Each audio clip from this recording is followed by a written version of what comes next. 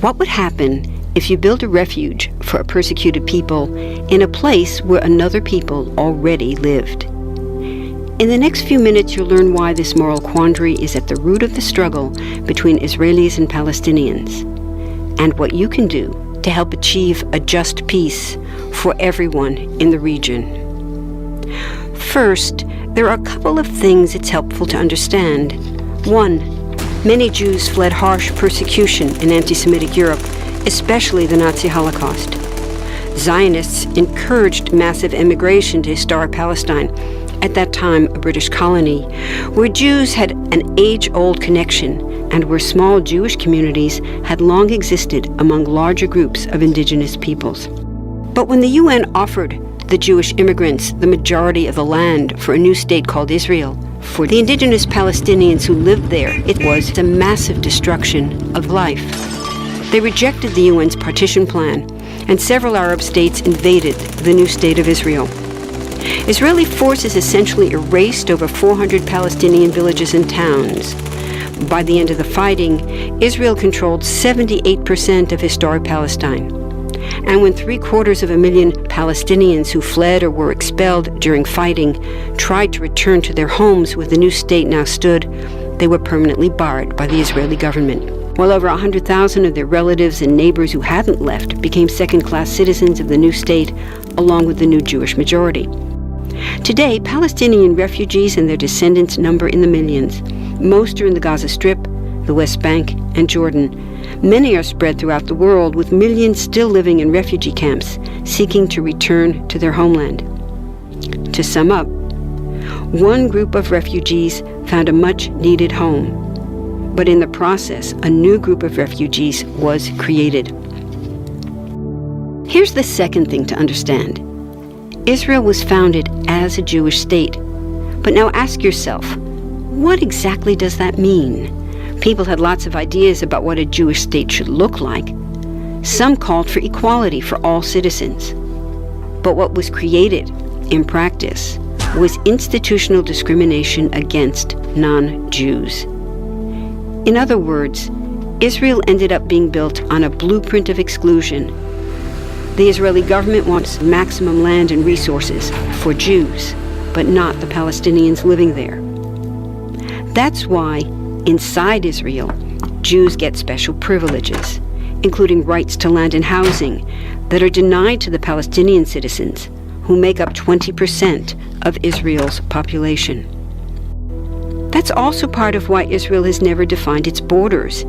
In fact, they still hold on to land, the West Bank and Gaza, that they conquered in the war in 1967. Since then, Israel has built Jewish settlements throughout the occupied West Bank, building Jewish-only cities and supplying them with infrastructure like roads and army camps, schools, and even a college.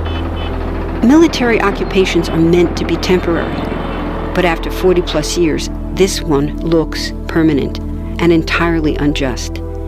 In the West Bank, Israeli Jewish settlers and Palestinians live on the same land, but must live under two completely separate and unequal systems of Israeli law.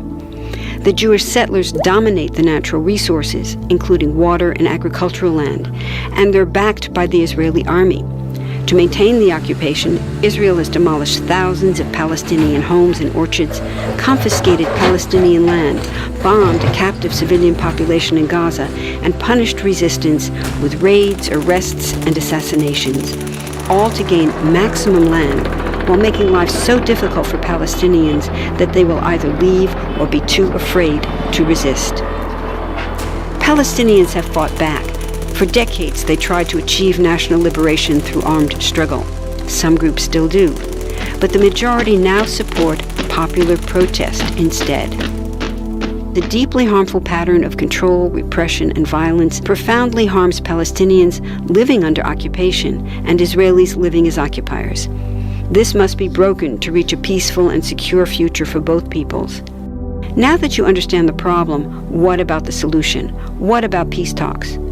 So far, over 2 decades of U.S.-backed peace talks have actually made things worse by helping Israel continue the occupation. It's been years of talking while Israel massively expanded the Jewish settlements and literally redrew the map. Peace talks are good if they're real, but not when they're theater to cover a land grab. So now what? The current world superpower, the United States, has been a terrible friend, enabling Israel's destructive and self-destructive expansion onto Palestinian land by funding the Israeli military, the biggest recipient of U.S. foreign aid in the world. But there's another superpower that can make the difference: you. There's a movement with hundreds of thousands of people just like you across the world, including Palestinians and Israelis, protesting, educating, divesting, and boycotting, all to bring nonviolent international pressure on Israel to stop violating human rights of Palestinians.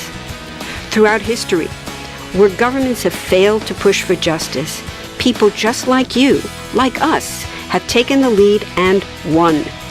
Now it's the Palestinians' turn for freedom and justice. We can pressure Israel to end the occupation and the discrimination.